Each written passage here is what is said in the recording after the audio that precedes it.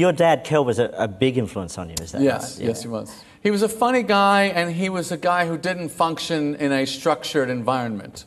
So he completely related to me not wanting a job either. You know, he had worked for a few companies and just couldn't get there on time, and just couldn't really handle it, you know.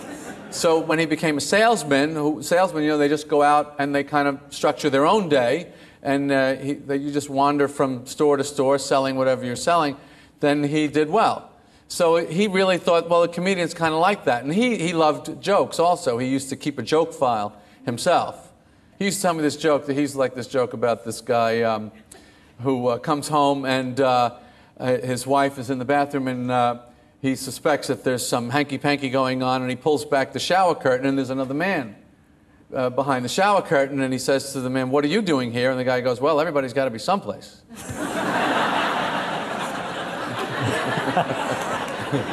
And do you sometimes, even when you perform now, notice bits of your father in the way you perform? Yes, you do. You know, it's a funny thing about your parents is even when they're gone. My father's gone now over 20 years, but you actually feel them in your body. Physically, you kind of do things that they did, and I don't know if that's from watching them or it's just DNA, you know. But so yeah, sometimes when I'm performing, I feel my feet or my posture. I feel like I look like my dad right now, you know.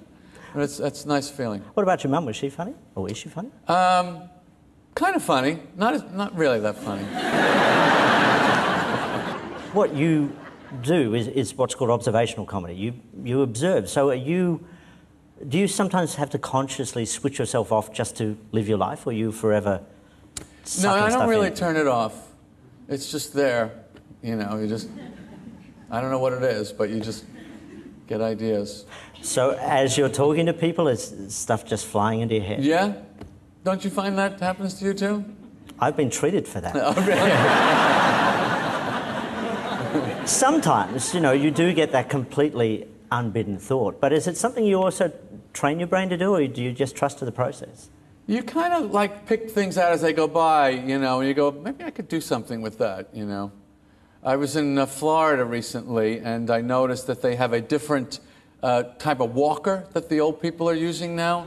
You know these aluminum walkers that the old people have with their tennis balls on the bottom that in case a game should pop up unexpectedly, I guess. I noticed now they have like a three-legged walker with wheels on it and brakes at the top.